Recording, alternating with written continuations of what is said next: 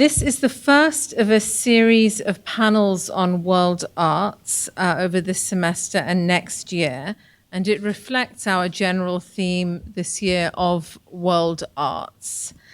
The theme has run all through this year, and we are exploring categories like world literature, the global novel, international style, world music and dance, events like proliferating art and architecture biennials and literary music, theatre and film festivals, and the different ways in which the world is conceived in the arts.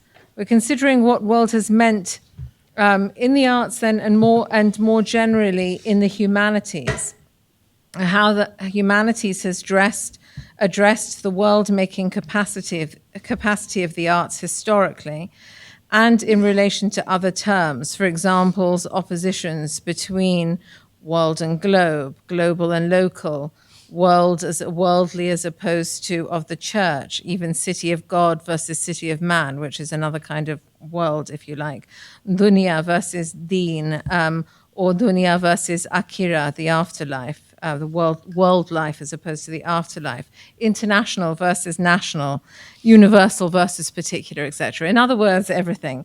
But in this process, we are trying to address what world means today and why it is a useful category. There are all these other terms that are now circulating: planetarity, pluriverse. We've been asked to think about forms of world making also in terms of the manner in which geological time and the time of man are also asking us to think about the world on different kinds of scales, massive scales, but also minor ones, domestic ones and intimate ones that are shaped by this sort of larger vision. So the title for the series is a simple question, but it also references one of the many books on the topic of world literature and comparative literature that has circulated today. There have been so many of these recently. Pascal Casanova's World Republic of Letters, Emily Apter's Against World Literature, books by David Damrosch, Ray Chow, Gayatri Spivak, Amir Mufti, and the one that is called What is a World by Peng Chea, who has, alongside thinking of asking us to think of the term world spatially, has insisted that we return to the idea of the world as a temporal category also. Now, I'm just going to leave it there and just introduce very briefly our panelists, because we have rather a lot of them, as you see, and they are going to speak for in principle 5 to 7 minutes each, and they are not going to go in the order in which they're seated. So I'm going to tell them how they're going to go now. Kate Riley, who is assistant professor in the literature program, will go first. And then Shai Ginsberg from Ames, and then Anne Garetta from the literature program, Roberto Dainotto from Romance Studies and Literature, Nancy Armstrong from the English department, and then Arti Vade when she comes up. Did I get the order? No. Okay. Okay. Good. Excellent. Okay. So we're just going to get going then. So Kate. Okay. Hurry. I was told initially by Sarah that I could not get too close to the microphone, which initially called up that scene in the older version of Willy Wonka where the child bites off the head of the microphone. So please let me know if you are unable to hear me. Is this all right for the group? Okay. So some of the material that I'm going to be presenting today is coming from a second book manuscript, the contours of which will become clear in the course of the next few minutes. But I'm going to try to start with a sort of brief overview of where world literary studies in that disciplinary sense stands today. So for those of you who are familiar with the shifting terrain of literary criticism in the last decade, you'll be aware that there have been a number of calls to think otherwise about the predominantly Euro-American disciplinary phenomenon of capital L world, capital W world, capital L literature in the academy in the last 5 years. These calls to respond are responses to what I think is a very real need to rethink Pascal Casanova's focus, first laid out in her 1999 book, The World Republic of Letters, about Paris as the world literary clearinghouse par excellence, and to rethink her resulting center-periphery binaries for world literary space. The recent pushback to Casanova and figures such as David Damrosch has included Maria Chetimsky's historical exegesis of Maxim Gorky's world literature publishing house in an article called World Literature Soviet Style that came out in 2013. Hala Halim's call for a global South comparatism. This is an article called Lotus, the Afro-Asian Nexus and Global South Comparatism from 2012. Emily Apter's work, which you may be familiar with, Against World Literature, which takes up the question of untranslatability. And much more recently, Peter Van Hoven's proposition that the Afro-Asian Writers Association represents an alternative site through which to think world literary debates in A World to Win, Critical Asian Studies 2019. So as you'll be able to tell from the titles of some of these world literature otherwise models, many make efforts to think polemically, and it seems to me quite justifiably, to critique the disproportionate focus on neoliberal globalization within world literary debates at the expense of any consideration of a Marxist historical or socialist internationalist alternative, however fraught that alternative may be. Today, what I want to do is to offer, I admit, yet another alternative to the Casanova model, but also to question more broadly what is at stake in efforts to construct the world of a world literature differently. So I'll begin with my own intervention and then return to this broader disciplinary angle and the question. World literature's debt through Weltliteratur to Goethe is very well known. Less familiar, however, is Maxim Gorky's role in forming the contours of the so-called world literary canon as it took place in the course of the 20th century. From his exile on Capri in the opening decades of the 20th century, Gorky developed the concept of a multinational Soviet literature that would serve as a Marxist-Leninist cultural resource for the Soviet people. By 1918, Gorky had realized his idea in Всемирная литература, which is the Russian meaning world literature, a series that ran between 1918 and 1924 with a publishing house of the same name in Petrograd. Всемирная литература published major literary works from Western Europe and later the Middle East in richly annotated Russian translations. Gorky's project was very short-lived. It ended in 1924, but it did help resolve a long-standing ideological conflict with Goethe's concept of Weltliteratur, which had initially been received as part of the bourgeois industry by Marx and Engels, and so out of step with new ideologies in Soviet Russia, and it also to set the stage for the internationalism of the 1930s. I think it also did something more, namely Gorky's project formatively influenced the GDR's creation of a socialist epistemology and canon of Weltliteratur beginning in the 1950s. The example I'm going to look at today is a book series that ran out of the GDR called Erkundungen, which means explorations, that was printed between 1966 and 1996. And I think it's an interesting case study in how East German print culture contributed to the formation of what I'm thinking of as an alternative anti-imperialist practice of world literature during the Cold War. Erkundungen, like other popular series sponsored by publishers ranging from Rütten and Lönig to Aufbau and Reklam, serialized so-called global authors in cost-efficient German translation. The volumes had very unimaginative titles. 32 Ägyptische Erzähler, 32 Egyptian authors, 22 Algerian authors, 20 Mongolian stories, 23 stories from India. You get the picture. But they offered East Germans the opportunity of embarking on what Erkundungen called Kopfreisen, journeys of the mind, that didn't require a passport.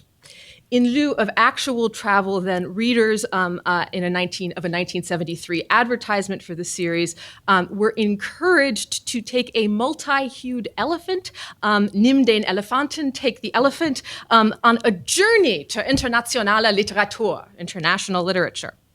In 50 volumes, the 50 volumes that Erkundungen published between 66 and 96 included materials from 74 different countries. So I think Erkundungen is one interesting example of how the GDR publishers and their Soviet counterparts actively developed portfolios that attempted to respond in real time to the political contingencies of decolonization. As rough, and I emphasize rough, extensions of Gorky's initial project, they espoused an internationalist vision of a world literary endeavor that was inspired by, if not strictly adherent to, the principles of Marxism and Leninism. They took their cues from this early Soviet example as a productive platform for rethinking Weltliteratur. They received funding from the Soviet Union, the GDR, or some combination of the two, and they formed part of a broad post-war effort to reconstruct the contours of the canon so as actively respond to new political realities. This is on one side. On the other, we have presses like the British Commonwealth Heinemann, like Oxford University Press, and Longman, who were all rapidly building publication series that offered African writers in former colonies what ex-colonial publishers now framed as unparalleled access, and this is a quote from the editor of Heinemann, access to, quote, the confidence and resources to launch their works on a worldwide market, unquote. These presses, by contrast, pitched book series allegedly in the service of establishing a missing African literary canon. In the early years, Heinemann had been founded in the 1890s. It was known for publishing the works of figures such as Kipling and Conrad, as well as a collection of European literature in English translation. That's Ibsen, Hauptmann, Maupassant. In 1946, however, Alan Hill created an educational wing of the press called Heinemann Educational Books, which was exclusively dedicated to textbooks. This became an independent company in the decade following World War II. So when Chinua Achebe's novel Things Fall Apart in 1958 was published by Heinemann and unexpectedly sold more than 1 million copies abroad, Hill was inspired to undertake a tour of West Africa in the hopes that he might discover more writers like Achebe. His experience vastly exceeded expectations. As he later remarked, his travels revealed the extent to which Africa was as much a resource for new literature as a site for European books to be sold. That had been the older model. Hill then officially launched the now famous African Writer Series in 1958. One way of telling the story then would be to say that Commonwealth presses like Heinemann, which supposedly, and this is another quote from Alan Hill, encapsulated Africa's struggle to rid itself of colonial dominion and post-colonial oppression in the form of dictatorships, unquote, were hypocritically of colonial origin and thus also fundamentally of colonial worldview. That is indeed for all of Heinemann's efforts through endeavors like the African Writers Series to replace older European curricula in Africa with so-called literature about Africans written by Africans, the map and the endeavor were still firmly colonial and equally firmly Anglophone. Endeavors then such as Erkundungen would embody the anti-colonial alternative inspired by anti-colonial, anti-capitalist politics and a different vision of global solidarity. The problem, I think, with this binary, the binary in which Heinemann is bad and its Soviet and counterparts good, is that it's as simplistic as it is obfuscating. For all of Heinemann's rootedness in the colonial system, it very paradoxically did become a recognizable signifier of independent African fiction precisely by deploying the infrastructure of its colonial empire to organize a certain picture of post-colonial globality that seemed, and I emphasize seemed, to speak the language of African independence. It was able to seek new African authors, build on-site national publishing houses, and liberally distribute book contracts, some of which put African educational publishers out of publication because of Heinemann's scope. But nevertheless, it did these things because of the structure that had been developed under colonialism. Names that we now think of as being fundamentally post-colonial, Chinua Achebe, Ngugi wa Thiong'o, rose to prominence through the African Writer Series. On the other hand, if we wish to invert the system for what Erkundungen does, Erkundungen, substantially less well-known, never achieved international renown, fundamentally geared towards generating a cosmopolitan, world-aware consciousness for East Germans by way of retrieving African works that, for the most part, had already been published in some form. As the series title Erkundungen, Exploration, suggests, there is a benevolent paternalism at work here. For all its lip service to internationalism and universalism, Erkundungen still featured colonial-style formulations on race and associated paternalistic conceptions of indigenous cultural production, even as its volumes stressed the self-determining nature of newly decolonized regions and advocated for post-racial equality. So my point here is as follows, that it would be very tempting to slip into a model, as I said earlier, where Erkundungen is good and Heinemann is bad, but there isn't something like a Cold War conspiracy that pits these two adversaries against one another, but rather an ideological struggle, I think, for world literary terrain that developed outside the realm of single agents pursuing concrete agendas and instead involved a very complex terrain of conflicting hegemonic priorities in which actors might equally cross sides. The East German model was geared towards deprovincialization and imaginary journeys, the Kopfreisen of its readership. The British model, however, endeavored to contain formerly colonized areas within a new decolonized framework. Thus, if there is an alternative to be had for world literature, a socialist or a non-aligned world literature that stands as an otherwise, hearkening back to those texts that I mentioned at the beginning, this non-intersection of Heinemann and Erkundungen, I think, is a provocative warning to easily embracing a position that would suggest either the cohesion or indeed the radical and desirable otherness of such a model as a substitute for the Casanovian vision. And in the spirit of one of the questions around which this panel was organized, how do terms such as global, city, geopolitics, international world systems, the planetary, or pluriverse relate to the category of the world in relationship to the arts? I wonder if there is good reason to think about what is at stake in swapping these terms for one another. Regardless of the choice, could geopolitical or planetary or even Anthropocene ever do more than reproduce the problem of totality? And if not, what then? Where are we left? So the last thing I want to offer is very briefly a potential way of thinking about something that doesn't seek to redeploy one new totalizing term for globality. There's a very weird passage in what is already a thoroughly odd work toward the end of Lyotard's Enthusiasm, the Kantian Critique of History. In this text, Lyotard is responding to challenges put before the Cerisy group to determine whether there was, and if so, where and how, anything that might be taken as a politics of deconstruction. His move is here to propose that a politics drawn from the Kantian rather than the Hegelian line might offer a way out of the rigid Marxism of the French left in the 1970s. And to do so, Lyotard turns, among other things, to Kant's 1784 text, Idee zu einer allgemeinen Geschichte in weltbürgerlichen Absicht. This work is most commonly translated in English as Idea for a Universal History from a Cosmopolitan Point of View.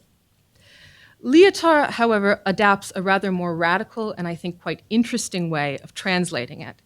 Instead of simply rendering weltbürgerlich as cosmopolitan, he proposes cosmopolitique in French or cosmopolitical in English, on the grounds that Kant's work, especially the late work, is striving to imagine a kind of idealized transnational political civility that, if it existed, would superintend the boundaries of any one nation state.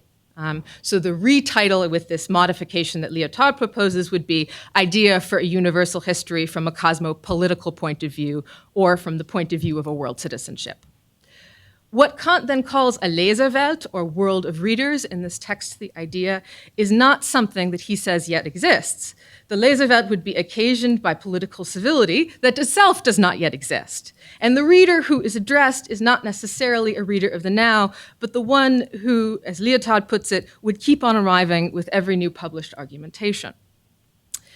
I do not wish, for those of you who are familiar with the background on Kant's idea, to in any way minimize the extent to which the positions that Kant lays out in that text have very problematic reifications of neocolonial positions. There's a gesture towards the European and the other there that it would be irresponsible of me not to mention.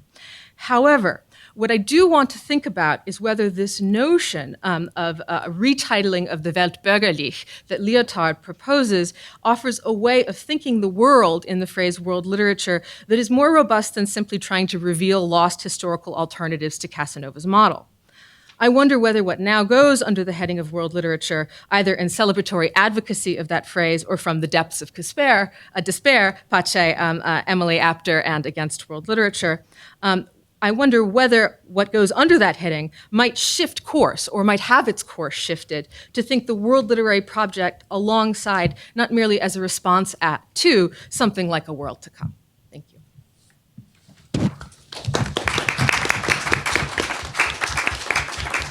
I would like to approach the question raised here from what I take to be the vanishing center of the discussion on literature, the world, and the globe.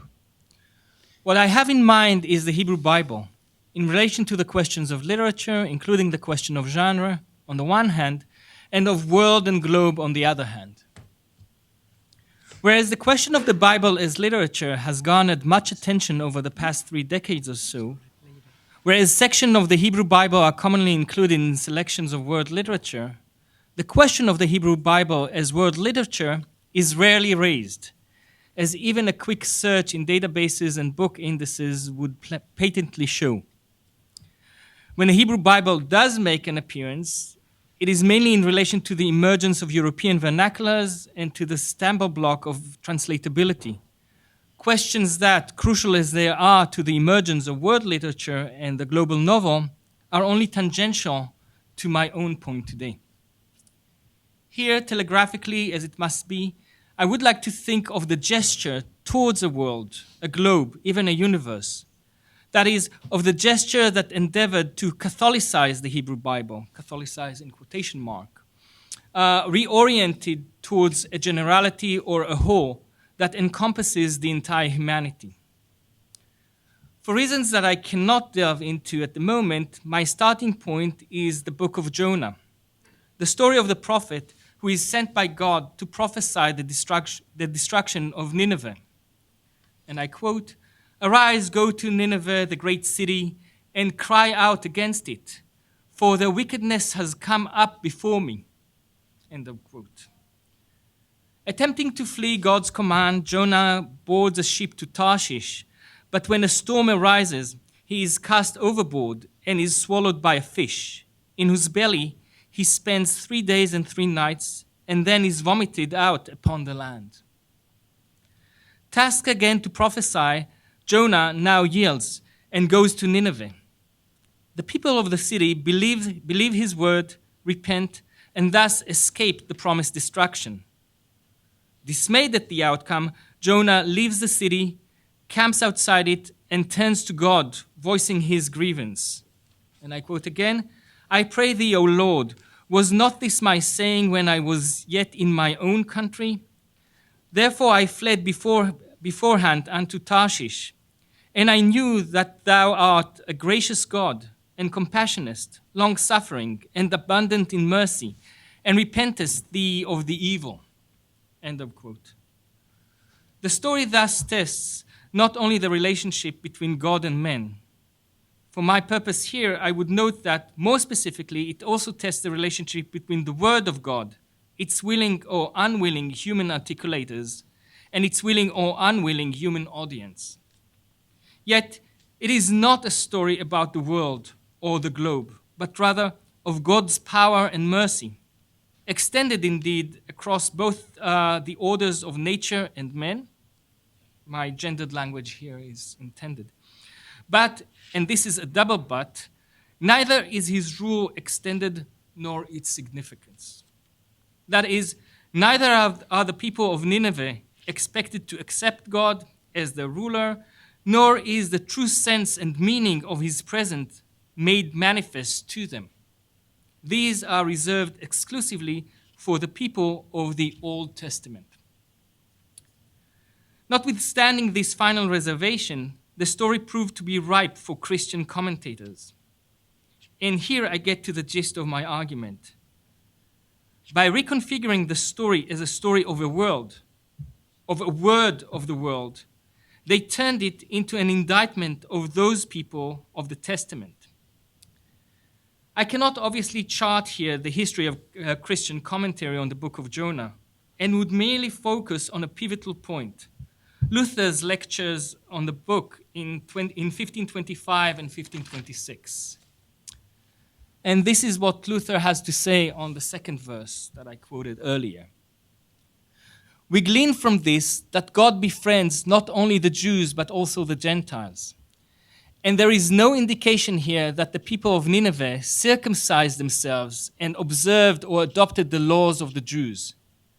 They are commended solely because they believed the word of God, repented, and became pious people. That strikes a mighty blow against the Jews and is a strong support of our Christian faith. We must note it well, for from this we can definitely conclude that circumcision and the law of Moses are not prerequisites for piety and for pleasing God, and that the Jews were mistaken in their claim that all had to become Jews and accept and observe the laws of Moses. This is in fact a double commentary in which Luther turns his commentary on Jonah into a commentary on Paul's epistle to the Romans. But I will leave this aside for the moment. The Catholic move here, Luther's critique of the Catholic Church matters little in this case, is a misprision in Harold Bloom's sense of the word, of the book of Jonah. Luther dismisses entirely the original subject of the divine word as local and localized, and supplants it with a new imperial or even global, worldly one. Such a misprision supplants the uncircumcised for the circumcised, the state of mind for the state of the body, confession for pain. No longer is the Jew the agent of the divine claim for the world. On the contrary, he now embodies partial, blindfolded, local law.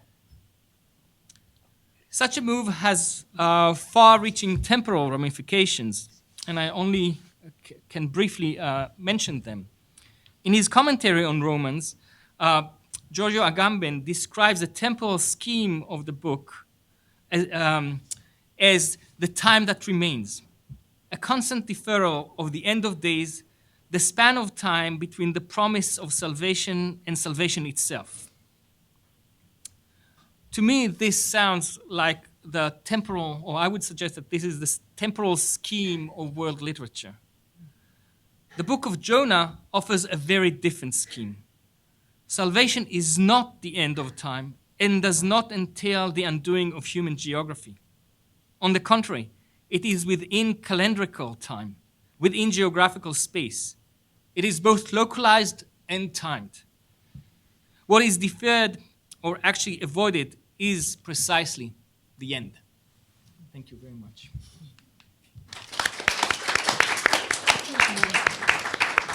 I will be less biblical, but I think there's some resonance when it comes to the strategies for globalization, whether it's a Catholicization or an evangelization or any other ways of globalizing something. So we've been given 5 minutes each to take on the world and bring it to you. I doubt we can, but still, let me see if I can throw a few points, some that are well rehearsed and some that are very tentative. So my point number 0 is actually an axiomatic point. It's a strong hypothesis, but what I'm going to need if I want to leverage the world novel, and bring it home to you on a silver platter like the stylish butlers of old novels. So what is, and here's the point, the strong point. What is thematically true of novels? For example, the types of actions which are available to its protagonists and the trajectories across chronotopes. What is true thematically of the novels is also critically true of the novel as form. And you'll see the consequences of this. Point number 1. The novel, I will try to assert, is the most translatable, transportable, and transmediable of the literary forms to have emerged from successive waves of modernization which originated in Europe and were spread beyond by war, trade, colonization, destruction, enslavement, and other more or less lethal forms of circulation and interaction. And that literary form has survived, miraculously, the species too, up to this point. Point number 2. If it has emerged and survived, it is so for one fundamental reason.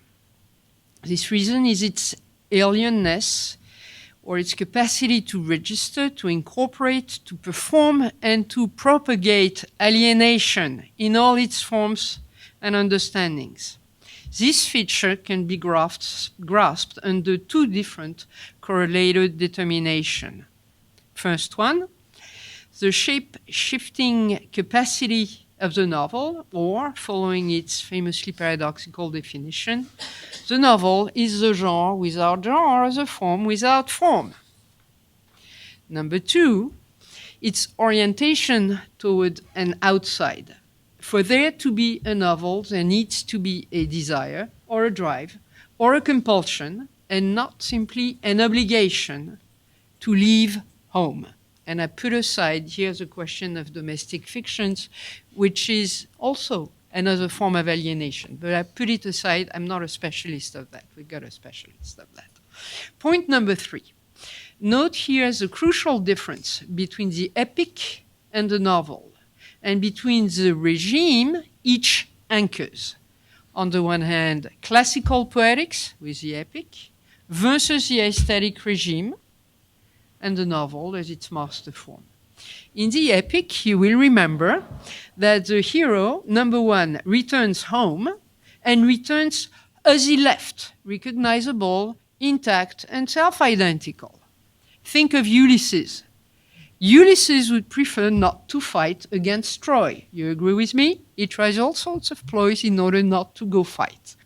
Ulysses, like E.T., after him, always longs to go home. And he faces a defining risk, a genre-defining risk, which is forgetting his place of origin and thus his identity. Thus the danger represented by the women, Circe or Armide, later in other epics. When he returns triumphantly, he will be perfectly recognizable and he will be unchanged. The same Homeric epithet will apply. And his travels will have left no trace on him, and as a proof of it, the scar by which he is recognized predates his going away. So, by contrast, the protagonists of the novel may well forget their origin or never have a clear one in the first place. They may never return home, and if they do, either home is unrecognizable or they themselves are unrecognizable. So the protagonists of the novel travel the world, be it the space of the provinces, that of the nation, or that of the globe, and undergo changes. You can flip and recombine these basic elements. You could say that the world compels the protagonists, and in return, the trajectories bring about changes and modifications to it. Now let's translate these observations from the thematic level, the thematic plane, to the critical plane. The novel articulates and sears into our imagination one key understanding, that we can never go back to our tradition, our point of origin, or our arche. We're doomed to drift from it. And what the novel tells as a story and what it performs as a form and as a genre is a process of disfiguration or formation. You can either think of it as, in Rousseauian term, disfiguring, or in terms of formation, Bildungsroman. Doesn't matter. It's the same thing. It's a disfiguration of ourselves and our world. So, translated to the shape of the global novel today, and you could say that just as Balzac offered as a subtitle to a number of his novels, Mœurs de province, or Georges Perec, Tous les choses, une histoire des années 60, a story of the 60s, all global novels today could be subtitled Welcome to the Anthropocene. Another story of formation or disfiguration. So, how much more time do I have? Okay. Okay, let's throw a few Getting more. up and leaving, yeah. Okay, all right. Let's throw a couple more points here. Point number 5. So the novel, famously the form without form, the genre without genre, has no essence, no formula, but has a paradigm. And that paradigm, is becoming and homelessness.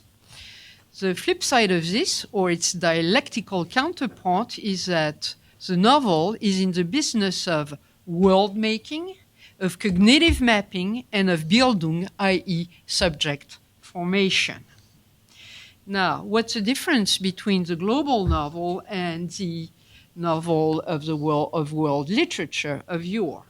You could say that there are places on the globe, low-key places, that Welt literature never touched, or that were never mapped in the world novel. But, and this is a question, is, and Kate should problematize that for us, the global novel is not simply a question of an extension of the domain or of a numerical addition. Something is going to be changed or disfigured in these further travels or further extensions of the reach of the novel. New modes of homelessness. The second point, which is important here, is there's been much bemoaning about the failure of cognitive mapping in the global era. Globalization produces a failure of understanding and of mapping. Now, we might say that the novel as a form at the moment might fail at a global mapping, the global novel if it exists, but novels produced today, a plurality, are indeed taking aim at the zones or processes or limits of globalization and of that globalized sphere. Okay, point 7 and 8, and I'll stop there. Welt literature, comparative literature, international literature all presuppose the nation. And much has been made of the role of the novel as commodity and cultural form plays in the imaginary accretion of the nation and the production of its subjects. Now, question, can we separate the novel as aesthetic form from the nation as political form? Hypothesis number 8, the convergence in the 19th century and beyond might be purely contingent, and we might want to look indeed at the 18th century when the novel underwent what we could call its cosmopolitan stage, with all of the pitfalls that have been indicated indeed by Kate. Think of the Abbé Prévost and his Bibliothèque des Voyages getting refigured in Les Mémoires d'un homme de qualité qui s'est retiré du monde, a man of quality who, after having traveled, retired from the world in order to think it, series of narratives. Or think of Voltaire's Candide. Of course, you might object that Candide is not a novel. I beg to differ. I think that Candide is not an old-fashioned Manichaean satire, but is already a novel borrowing, like any good shapeshifter, amongst others, some features of the genre of the Manichaean satire. Now, the question that Candide asks is this: is world-making possible when le droit des gens, jus gentium, which should give them standing anywhere in the world, is everywhere violated? Okay? I put it another way. How can we be at home in that world? Okay, stop there.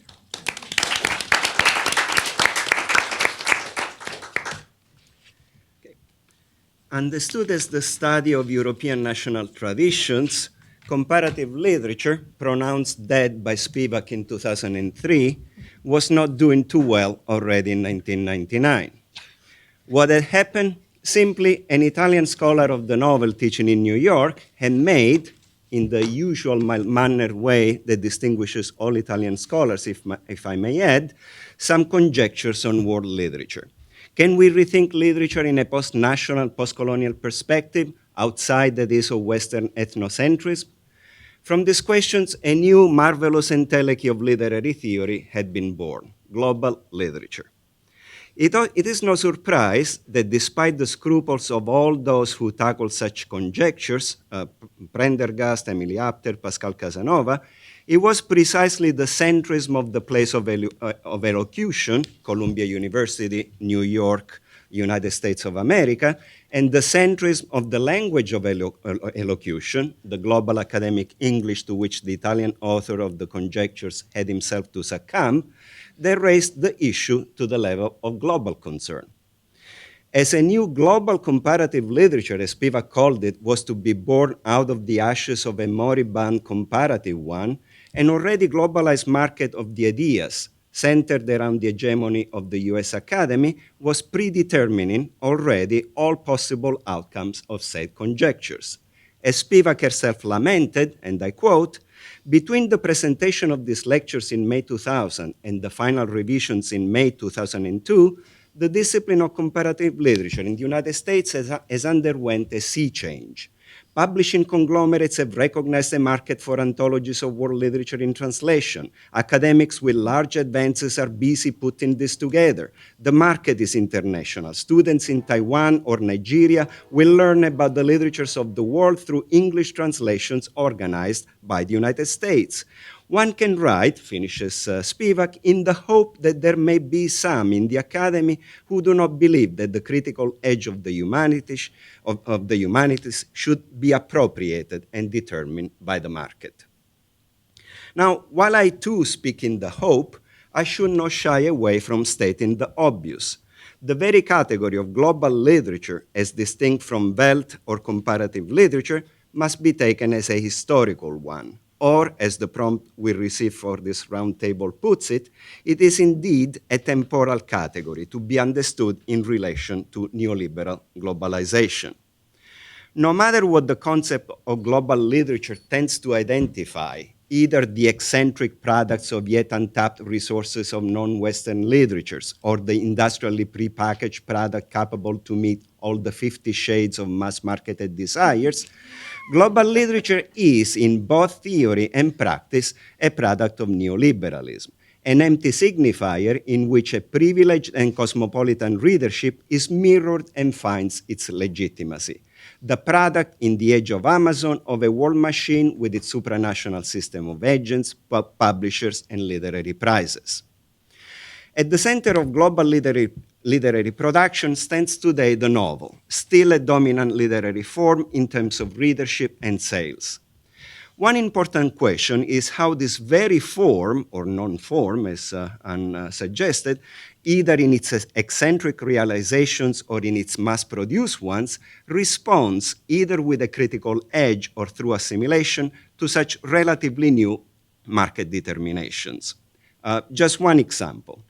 A most illustrious theorist of the 19th century novel once wrote about the convergence of the political history of the nation with the history of sexuality as well as with that of the novel to produce a specific kind of individual, the Homo economicus, Robinson Crusoe or Elizabeth Bennet, contributing as citizen to the wealth of nations. That was 1987. But what happens to the novel after, say, 1989, when a political history of the nation gives way to a new one of globalization, when, namely, a new specific kind of individual needs to be produced?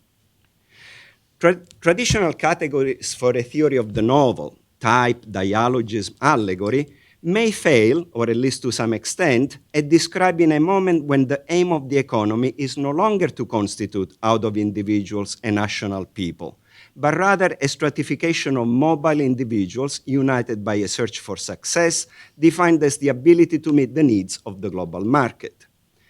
A new crop of individuals, in short, may be starting to populate the new global novel. Some are atomized, as in the English translation of Les Particules Élémentaires, some itemized, to recall Jameson's piece on Knausgaard, some reluctant fundamentalists of globalization, other metafictional novelists outlining, as in Rachel Cusk, their own fate in the age of globalization, from one riding course to the next. So I leave to Nancy to tell us what happens to the individual in the new novel.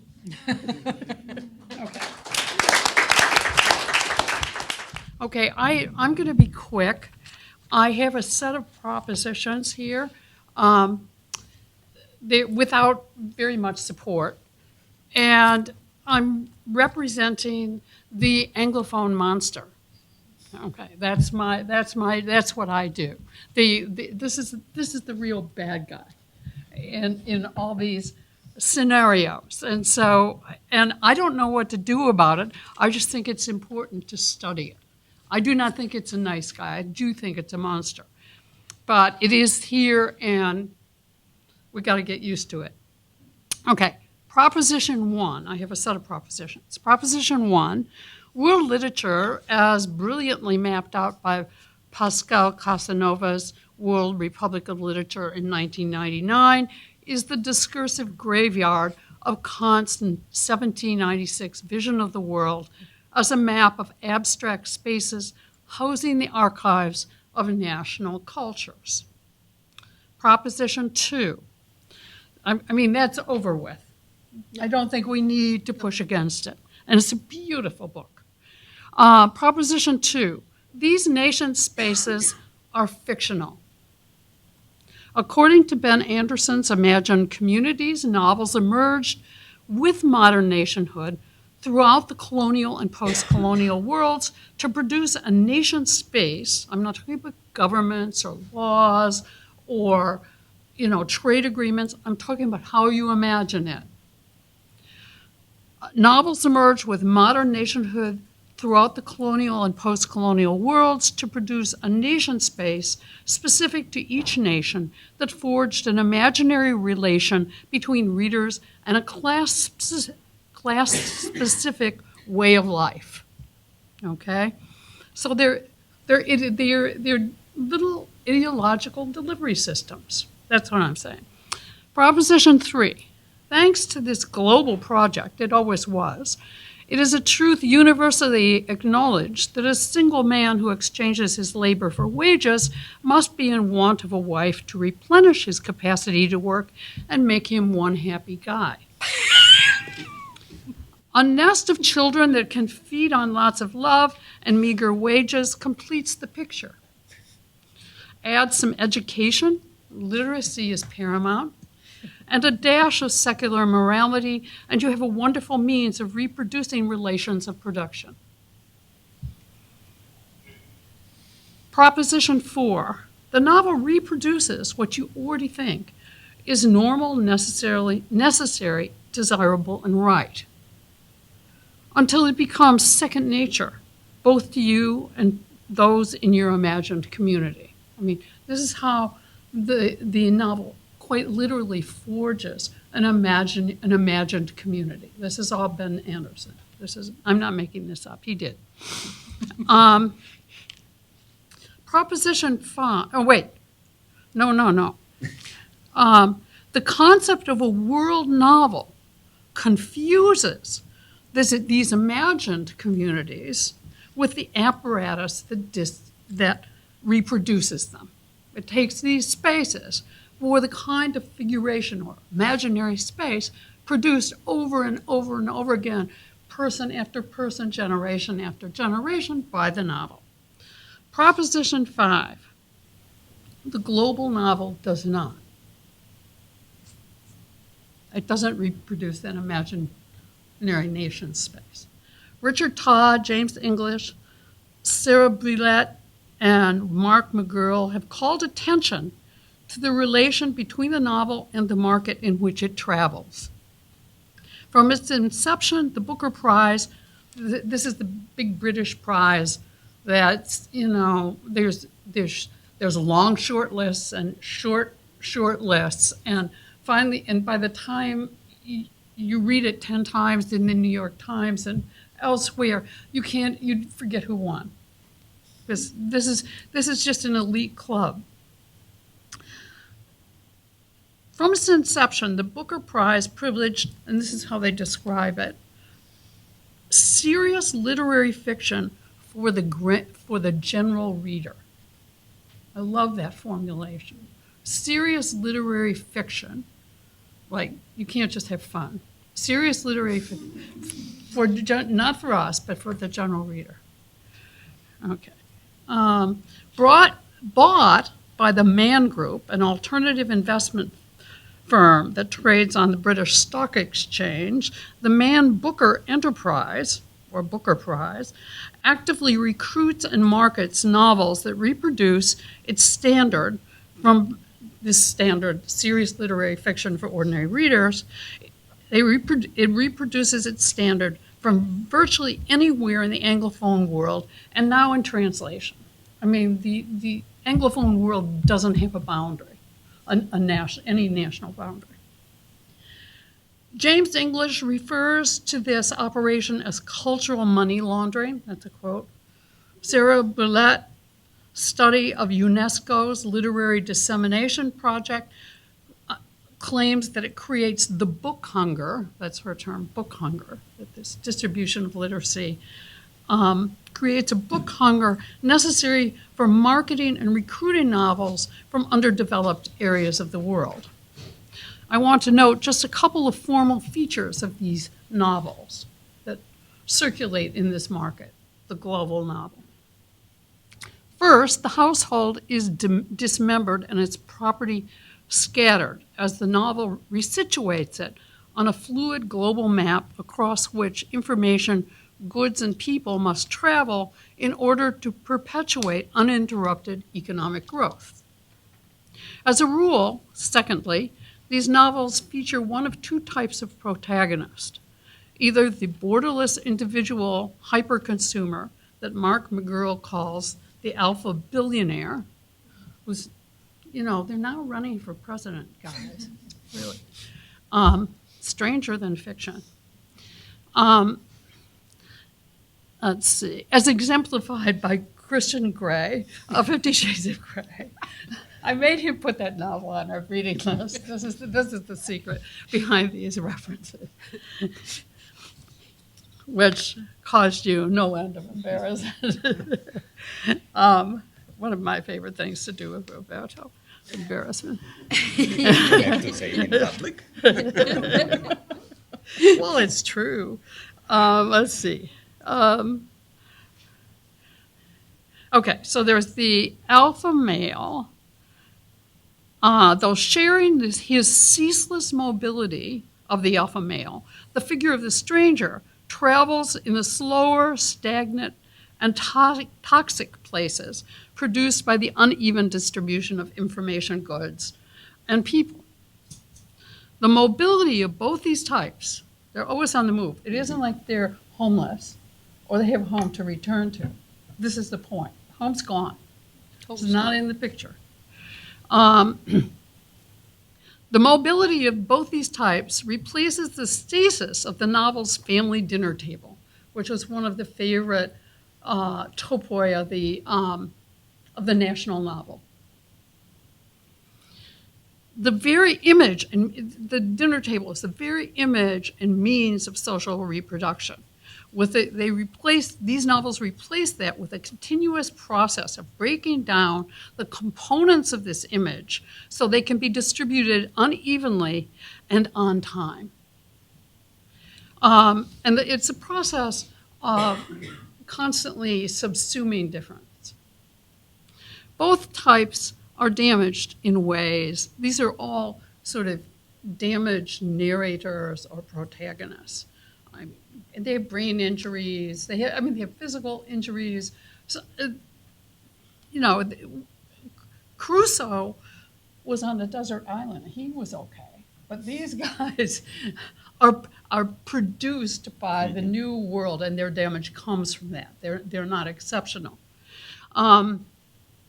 Both types are damaged in ways that does make them hypertypical, types unto themselves, rather than types with whom we can identify ourselves. The alpha males are one of a kind because no one else can equal them.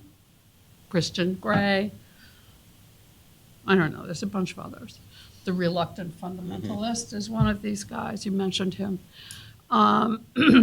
The alpha males are one of a kind because no one can equal them, while the questionably human Michael Kay, Kathy H., Zinzi December, and animal of animals, people. These are all people who are, these are human beings who have in some way, either by their environment or their society, been rendered subhuman or non-human. They become hypertypical because of the ever-increasing number of questionably human people. In other words, they become, Michael K. doesn't have to have 15 brothers in order to represent a mass of people, because the number of totally dispossessed people of this kind is increasing every day. Rather than reproduction, they don't reproduce a household, they don't reproduce a set of behaviors that we call civil. Rather than reproduction, both aim at extending, accelerating, and intensifying themselves, just like the market in which they travel. There are differences, of course. The Booker version of the agent of neoliberal capitalism, rendered radically asocial by past injuries, is if he forecloses our sympathy, there are differences between the alpha male and the stranger, okay? So if the neoliberal Superman is rendered asocial by past injuries, he forecloses our sympathy. So does his dispossessed counterpart, who lacks the will and power to resist the forces that have reduced his or her humanity to a level where we can begin to question it. Of course, it would be comfortable to see the Michael K's of this world, these are the dispossessed, as a critique of the reluctant fundamentalist or remainders alpha billionaire.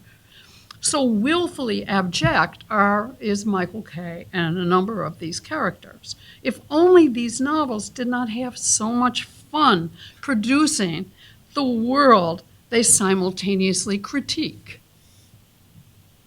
What is ultimately so good about them, in my view, is their militant refusal to let us take refuge in human rights critique, forcing us to look for some new form of intelligent political life.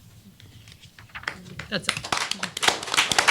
Thank you. My comments today are going to be in the vein of thinking about how I used world literature in my first book, Chimeras of Form, and how I really had to reformulate my relationship to world literature, working in my new area, which is, I suppose you could say, digital literary studies. But I'm hoping that through my remarks, I will narrativize how I got from point A to point B.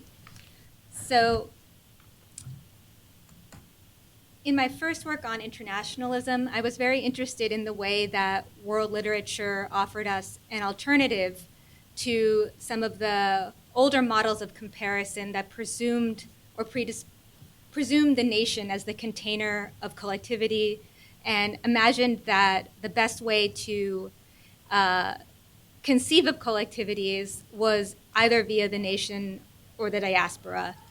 And so for me, what world literature did in the work of, say, a Brent Edwards or a David Damrosch was to say, well, actually, these containers like nationhood, like diaspora, don't need to necessarily refer to just political communities or peoples. They can refer to print cultural communities. And one of the things that I learned from Edwards' work in particular was thinking about how texts travel in translation, right? How they might form collectivities that don't reduce back to, say, the community in which they were produced, the community of origin. And so I used the optic of translation, of auto-translation, to think about how writers circulated their work, like Rabindranath Tagore, who, for example, wrote in Bengali, but translated himself into English and became an international or global writer thanks to his auto-translations, the first Asian writer to win the Nobel Prize. And so as I was doing that, I had a presumption operating the entire time that I didn't notice until I started working on literatures of the web. And that was when I talked about language, I was always thinking, is it an international language, a national language? Is it global English, the imperial phenomenon of global English? And I realized the unquestioned premise was they're all natural languages, right? when we think about the relationship between languages and political communities, we're often thinking about languages that we imagine have grown up organically and that are actually what programmers would call natural languages: English, French, German, Bengali, Chinese, etc. And so now that I'm working on the history of computation and the origins of Web 2.0 and Web 1.0, I've been thinking, what is the relationship between world literature and the World Wide Web? So the World Wide Web is technically quite young, about 30 years old, invented by one man, Tim Berners-Lee, in 1991. And he conceived of it as a global information space. That was what he wanted the web to be. And then circa 2003 or 4, Silicon Valley, the kind of organizational cultures around the tech industry rebrand the web, Web 2.0, and say, yes, it's a global informational space, but what it really is now is a platform for sociality. You go on the web to engage one another. And so this helps produce this large global network, the Age of Amazon, the literary history in the Age of Amazon that I think Roberto and Nancy were alluding to. But it also creates a proliferation of paraliterary spaces, right, in multiple languages. I myself cannot access all of these languages, but people are generating their own kinds of language within nichified subcultural spaces along the web, and these are happening on platforms, on social media platforms, which of course are corporatized and conscripting people into participation and into data surveillance as much as it's enabling people to create their own publishing spaces. But I think that's the phenomenon of world literature we need to be paying attention to, right? The dyad of participation and conscription that, to my mind, is what makes Web 2.0 distinctive and also productive of paraliterary forms. So in order to understand these dynamics, I've actually tried to historicize how we got to, say, the web and to the proliferation of spaces in which people can gather. And oddly enough, it hasn't taken me into popular culture. It's taken me into the history of science and into the history of artificial language production. And that is a really strange little world, because it was basically, and I'll probably wrap up around now, but it was basically the product of internationalists in the 1920s and 30s who saw the success of something like Esperanto, which was only mildly successful, right? But then thought, we can rationalize this and make it into a mathematical product. We can engineer languages.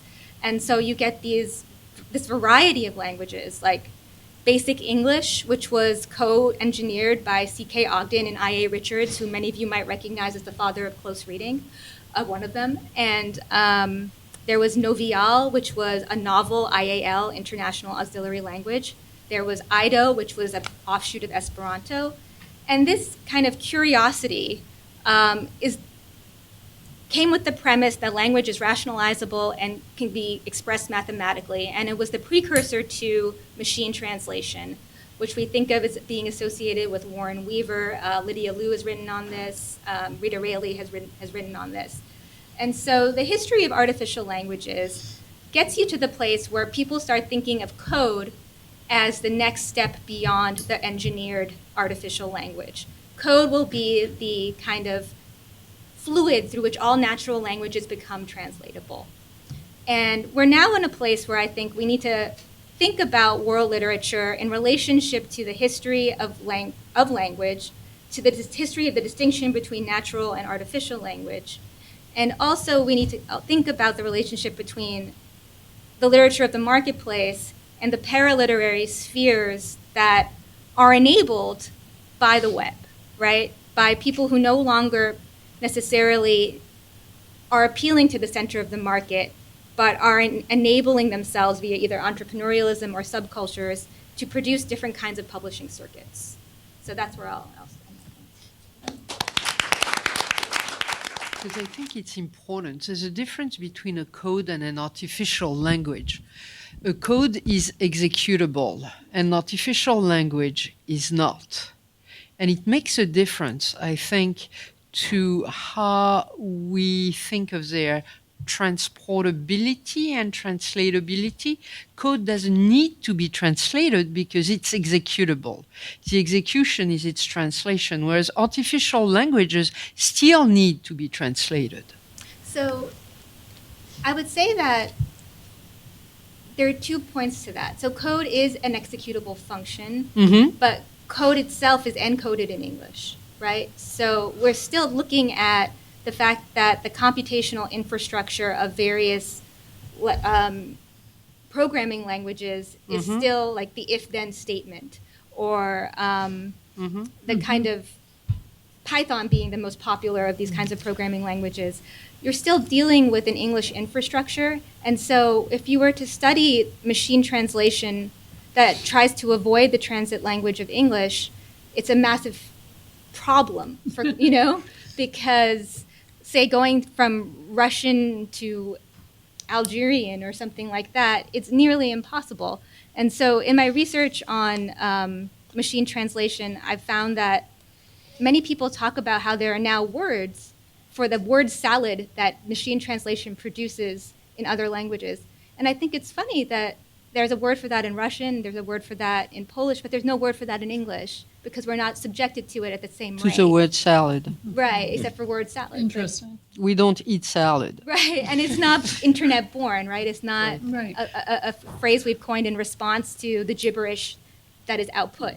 And so while I don't want to mistake the differences between artificial languages, natural languages, and code, the principles that informed artificial language production were the same principles brought to bear at the beginning of machine translation. So Warren Weaver cites basic English and the statistical principles involved when he writes the letter to Norbert Wiener about trying this idea out. And here I give full credit to Rita Raley, who traces this history in her own work on global English. But that goes back to an earlier idea in the 17th century of a universal grammar and Yes, Leibniz. it does, which is really even better, right? Yes. Because, Norbert Wiener said that he thought the computer would realize Leibniz's dream in the metal. Exactly. In the metal, right? Exactly. And so the larger history of universal language is just not just Leibniz, but it really is interesting to think about the political and social circumstances of when this dream comes alive. And it's usually during periods of heightened expansion, heightened colonialism. Umberto Eco's book, The Search for the Perfect Language, talks a lot about the social and political kinds of early modern colonial formations that were producing fantasies of universal language. While everyone else is thinking, I'll throw out a question. And I think this is to the sort of the trio here, because I'm trying to understand what a contemporary novel is that isn't a global novel, and if there is such a thing, why is a global novel called a global novel?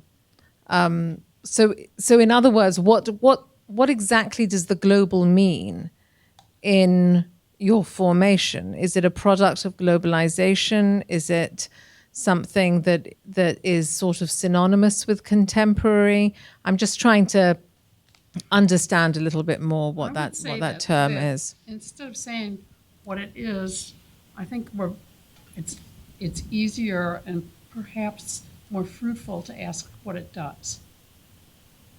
In other words, the term contemporary, which I used to use a lot, presumes that something is somehow symptomatic or a product of its time. And that's a sort of is statement. And you try to figure out how it is that and not something else. I think it's more fruitful to see what it does, and it does something quite different than, the thing is, the novel's always been global to a certain degree in spreading a certain kind of international bourgeois culture, okay? The novel does, this, whatever nation it comes from, there are certain cultural similarities that it transmits, and it's doing something else now. I don't have the answer to that, but I do know that. And that would make it sort of global as opposed to national. I have another answer, which is, and I recognize something as different in the books that I read for the Primédicis. There are tons of books that I just don't even bother to read because I already know what they're going to do and what they're going to say. I've seen them before. And there's the standard French novel of quality for serious or unserious readers. It doesn't matter. But what is clear is that the authors have never left the confines of mostly Paris. They might have come up from the provinces, but they live in Paris, they speak one language, and are exposed only to one culture.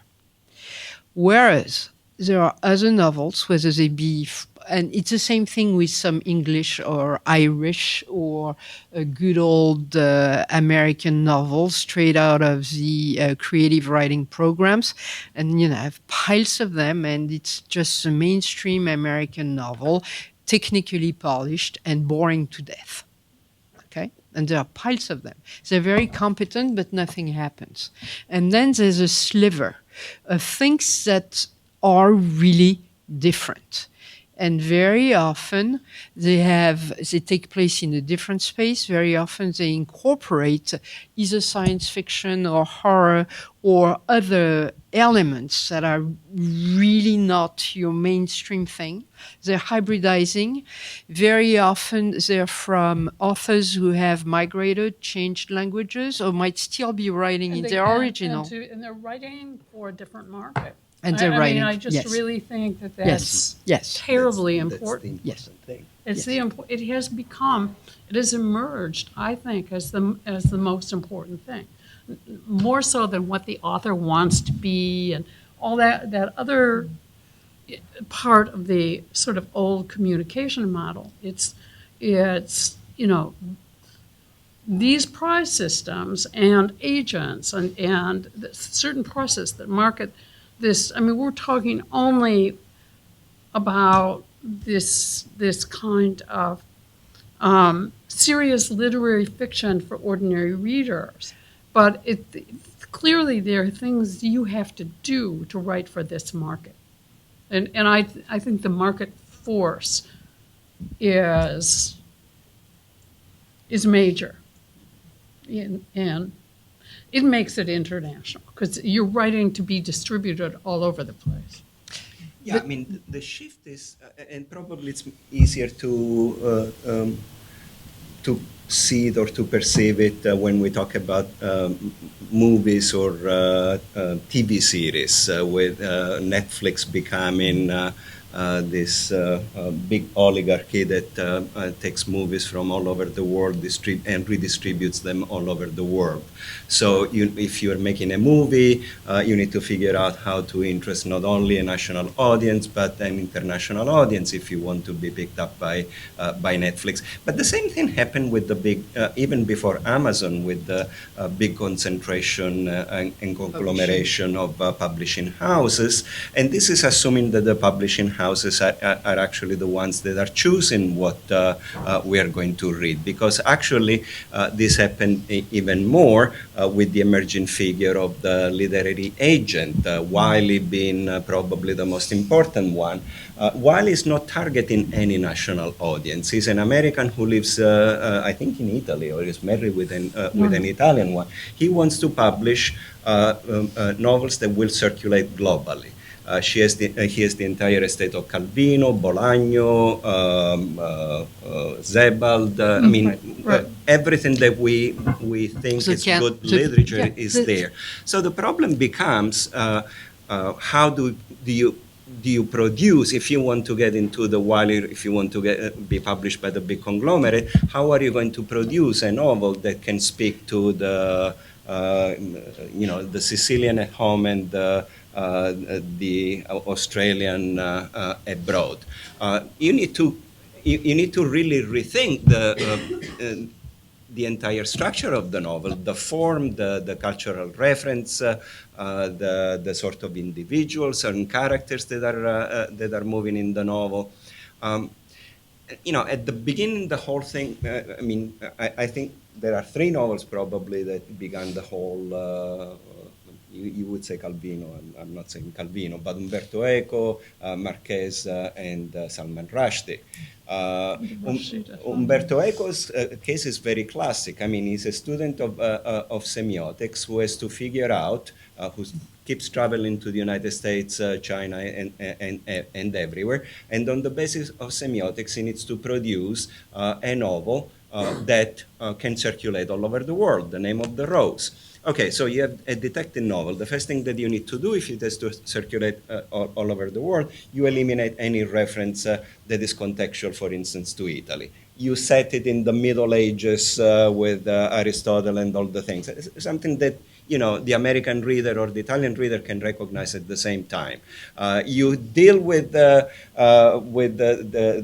plot of the detection in a particular way. If we have a detective novel, and we need to participate in the act of detection that the detective goes through, we need to have the same semiotic code. We need to know what a trace or a clue means. We as readers, as the detective and as the writer. So, but if it has to circulate all over the world, clues become a problem. And Umberto Eco is basically building the structure for a novel that can circulate. The problem is it's not that it's a novel that is born translated, but it's a novel that needs to be rethought and reshaped in order to circulate. I don't know that. And that's because the market has been globalized. That's why. There's not simply a market. We have a series of institutions which are all converging to produce a global novel. The prizes, you have Wiley, who has a kind of canonical list of what the global novel is. The university. And the university, because this is what we're teaching, whether in translation or in vernacular languages. I mean, the American university is the place, and all of its antennas, global antennas, are the places where we're producing, first of all, the future global masters, if there's still a canon, the future masters of the universe, if there's still a universe, and they will all be raised on the same diet of the same fiction, whether it be novels or transmediated into series of films and back into novels. It's all a circulation, and you have subject formation, except they're not the subjects of yore. You have a canon, and you have new forms, and it's all happening again. Well, and creative writing courses. Plus creating writing courses. Jesus Christ. It's a conspiracy. Right. I guess I have 2 related questions. I guess thinking about the role of a roundtable on world literature within a discussion about world literature, and sort of how that also in terms of academic sort of discourse about this topic becomes part of sort of the marketing of global literature. And part, yeah, and first part. And then second, I guess sort of the critique of authors who are writing to fall within the structure of a global literature model, but also in terms of scholarly discourse.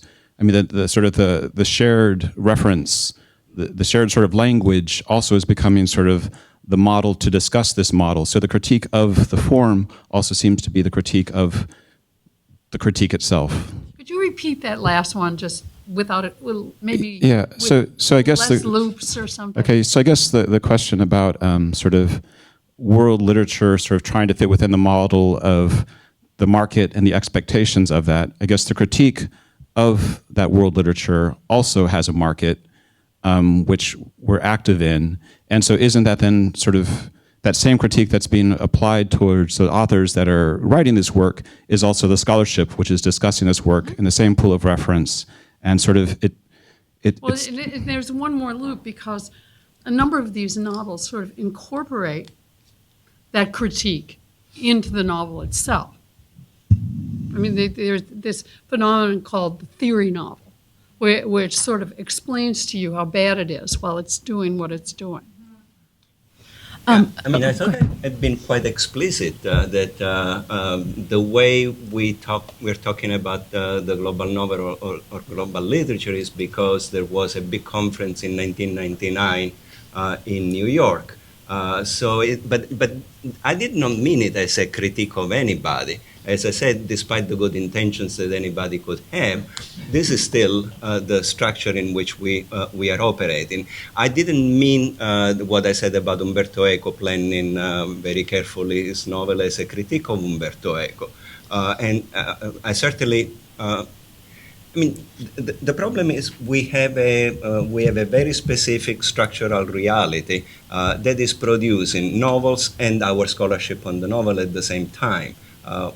My only suggestion is that we are aware about that, but it's not a matter of critique. I'm consuming those novels. I mean, as an Italian who lives in the United States, of course, I'm very attracted by novels that present, and as someone who has been mobile precisely in the way in which a global market desires, I want to read those things that speak to my own reality. It's not a matter of critique for me. It's a matter of factual. I don't know how to put it, observation or something. Or conditions. But basically, we are seeing new novels because there is a structural reality that demands for new novels. That's all.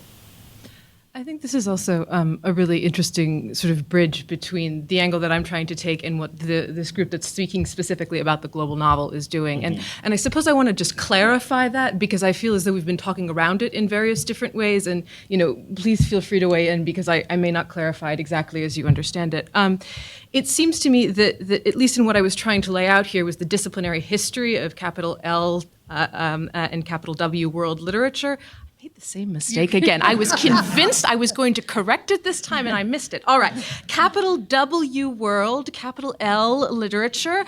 And that history has been, since Casanova's book, very much premised around trying to do reparative work against New York, Paris, Brussels as the literary clearinghouses. And then you can cue in all of the individuals that I cited at the beginning who are saying, okay, well, could there be a different kind of world literature? It seems to me that what this group is, or this component of the panel is saying is, well, even apart from that debate, even apart from Casanova's model versus the others, look, there's a new model that's arisen, and we don't have the language yet to talk about it. We can't even identify what the components of it are. So let's think about what those components are in terms of what you were saying, Nancy, and in terms of how it operates, and recognize that perhaps unbeknownst to ourselves, there is something that has crept up on us in a way in terms of something that we might think about as a global or world novel that doesn't actually fit either of these two models. So let me throw one thing at you. I think there's a difference between the use of the term literature and the use of the term novel. Yes. Okay. Because absolutely. The novel, has a different valence. It travels in different ways. It is sort of the hegemonic form. Yes. And in Casanova's model, her sort of archival silos of the various world centers of literature work until you get to the novel, and then it's all over the place. Yes, I would agree. And you can only write something when you're outside of it. It's like your literature that. So I just think that the world literature is a different formation. Yes, and I would agree. It won't work for what the novel is doing now. That's all I'm saying. That it's, and I think we're on the same in agreement page. here. Yes, I agree. That we have this model of world literature. There's another model. What the relationship between those two things is not fully clear, but we need the terminology and the awareness in order to be able to talk about the back and the forth that it may occasion. I mean, for the lack of the term, I would say actually, so going back to the first presentation by Cassie, that what FDR's like exploration series did as opposed to Commonwealth's Heine kind of publishers' efforts. So the former is much more actually, to me, it sounds like more of an actually very nation-state-based endeavor to bring in the world outside. And it's an actually, I mean, it goes on in many different actually non-English countries actually continuously, like it's aspirations and then desires to know the world beyond, and then also the pleasure of participating in that actually current or the classics of the more like an prestigious, like an whatever, like literatures. And on the other hand, what Heinemann does is actually coming from very, actually, as you said, a colonial perspective. I mean, taking advantage of all this infrastructure and then relation with actually the countries that they are appropriating from. So, but my question is actually that the letter, actually, the model is what seems to be actually developing into the current global literature, including the Man Booker Prize series, actually trying to bring in the non-English literature as a part of English canon. But there was actually one interesting point. But then the recipients of this actually the translated literary work, and so. I'm thinking about actually a very recent Korean case, the vegetarian one, the Booker Prize, and so the Korean audience becomes so ecstatic. I mean, it's just like the same as the Parasite 2 years ago, but not many actually Korean readership actually appreciate that kind of actually literature. It's very it's actually very radical kind of actually plot, and the woman is actually incredibly it's just out there, but it really fits well with actually what Nancy said about that actually whether this world the global literature is like a protagonist is either alpha male or the stranger. So the protagonist of that novel actually fits right into the stranger, because she becomes actually, she wants to be a vegetable because she cannot fit into this male dominant like culture any longer. But on the other hand, but when Korean actually audience receives them, they're very proud. One of them actually got this like a world prominence. But then the debate following it about the accuracy of translation became very like heated and passionate. And also, I mean, the fact is that actually the translator was very, in a way, actually not very fluent in Korean language. So there was a lot of mistranslation, although the product was very good. So this sense of like actually being like misrepresented and appropriated from that like a non-English like a based community is very that's an interesting phenomenon. But on the other hand, I'm just wondering actually if you continue this kind of research, like how this actually the growing kind of actually global literature market would affect the kind of actually what FDR did a long time ago, because the kind of what the FDR, the German like translation of the international literature, and how that actually might be actually interplay those two different kind of like forces. Yeah. Part of the reason that I call attention to the GDR's project and to what I refer to as a kind of benevolent paternalism within the title is precisely to suggest that the picture of the world that is produced by explorations is fundamentally one that's rooted in the institutions of the GDR and the Soviet Union. That globality is a picture that is very much, apropos Benedict Anderson, relevant to those political structures.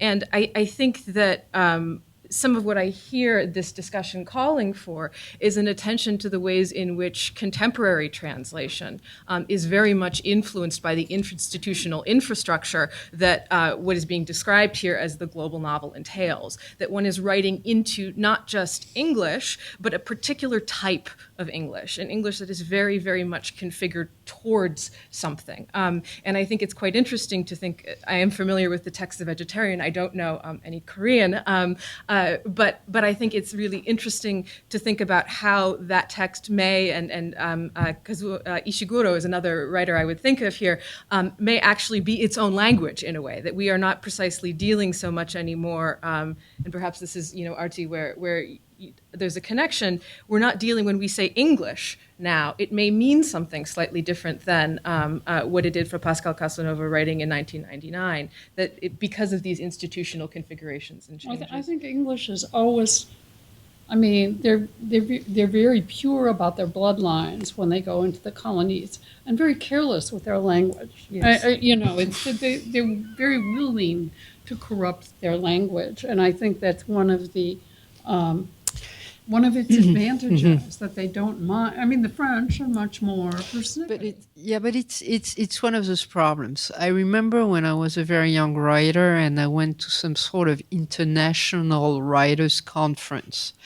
It was around 1989, and the entire debate was taking place in Finland, i.e. in a place whose language none of us spoke, because it's not even Indo-European. Okay, and you had all sorts of writers there, and the question was, would a number of these writers who were coming from Greece, from France, etc., use their own language and tax the translating or the interpreting capacities of our hosts, or would we all end up speaking Globish? And at the time, I was still very French, and I thought, no, I'm going to speak French, even though my English was my English. And there was this Greek guy who said to me, no, you don't understand. Speak English and destroy their English. That's what you got to do if you want to avoid English hegemony. There's no point in trying to preserve French. Okay, so the question is, do we try to preserve our national languages, traditions, forms, etc., or do we try to fuck up the bloodlines of the Anglo-American literary construct? Let me throw And language. Let me throw one thing. This is from class. Okay, this seems to me like we were talking about the difference between Deleuze and Foucault. Yes. This seems to me like languages that travel are always putting themselves in the past. They're always becoming something else, and they cannot fix. I mean, Kant was trying to fix a national ethos to a place. Okay, it cannot be done. I mean, that was a moment of globalization then that bothered him greatly because people were moving into the colonies, and so this is what the essay on perpetual peace, or whatever we want to call it, is about. It's trying to fix it to an imaginary nation space. But I do think that yes, English is just like the carrier, the typhoid Mary of whatever is happening. Thank you to the panel. I've been thinking about, as I was listening to your comments, about this book that I read many years ago that several of you may have read, called How to Talk About Books You Haven't Read. Right? It's something we have to learn. Yeah, but it is, it really points to the important, it raised the questions of what is happening to the cultures and political economy of reading or non-reading, right? Where names of authors and titles of books circulate, where regardless of whether people have actually read these. And I'm trying to put this together with what, in places like India, which is what I'm very familiar with, we see this proliferation of international literary festivals. On the one hand, the most quote-unquote unlikely people are showing up in these festivals and hearing and reading, books which one would have not thought they would even have been interested in. But I'm wondering if they're actually reading those things, right? And there's something else going on. So I wondered if you wanted to comment on that along with the proliferation of the global form of the novel, is there something else happening to this practice called reading? Because I heard the word reader, but do we have readers anymore?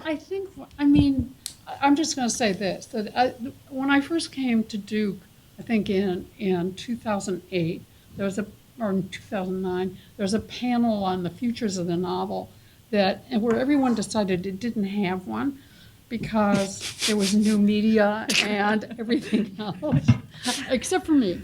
And I said, no, you go on an airplane and at night, going across the ocean, either one of them, and you'll see the glow of Kindles everywhere. And maybe people are reading Kindles.